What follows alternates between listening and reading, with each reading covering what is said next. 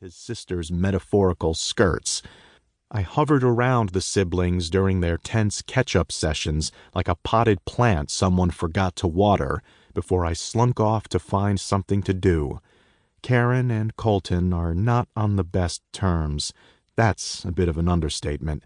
She goes full ice whenever he speaks to her and rarely starts a conversation. That's the grind of this trip.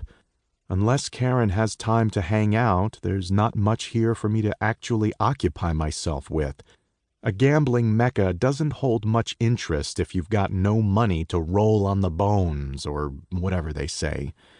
So far, I've only managed to lose $10 in pennies to a one-armed bandit, and it totally satisfied my gambling tooth.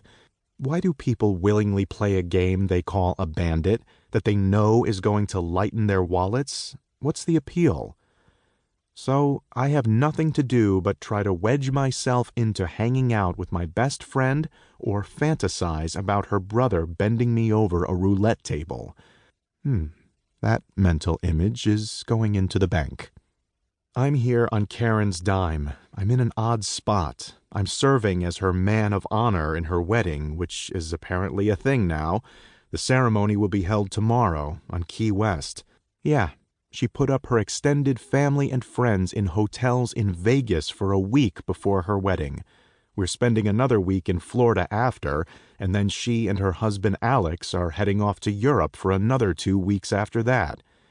Karen's parents are loaded, as is Colton, and as is Karen herself, though most of her fortune she got on her own.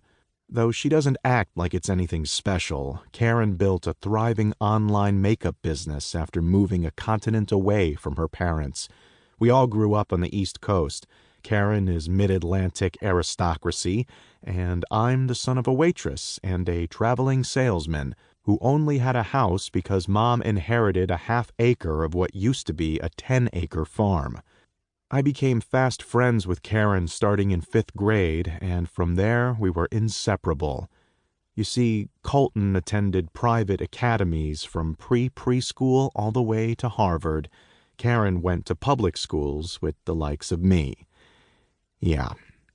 Fast forward to my floundering freelancer career, Karen and her business are responsible for about half of the work I do. My head is spinning in circles. Go talk to him. Go talk to him. Go talk to him. I don't know why. It's a lost cause. He's straight as an arrow. Every once in a while, he'd text Karen a picture of himself with 1 or 2 stunningly attractive women in Dubai or Paris or wherever he was that week. I guess when he was in the Navy, he was an actual honest-to-God, girl in every port kind of guy.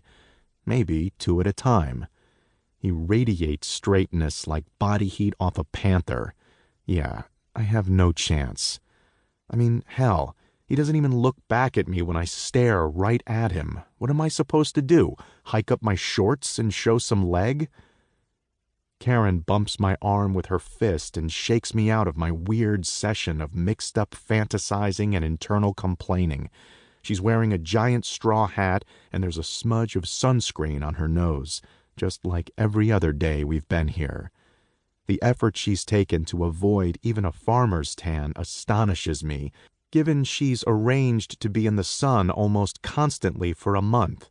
She and Colton have the same coloring, inky dark hair, pale skin, blue eyes. Only he tans nicely, and a hint of sun makes her explode in a profusion of freckles that cover her face and arms as densely as raindrops in a thunderstorm. "Having fun yet?" she says. We exchange looks, and the answer is left painfully unspoken. I'm a 5th wheel here. Between her parents, relations, and distant friends, she's surrounded by people. We always used to lean on each other a lot. Back when we first bonded, she and I were both awkward. I was skinny and gangly, and she was plump and pimply. I grew skinnier and ganglier, and she stretched out into a bombshell who can model her own products. If she were vainer, less driven, and her parents gave a shit, she'd be a runway model or a personality.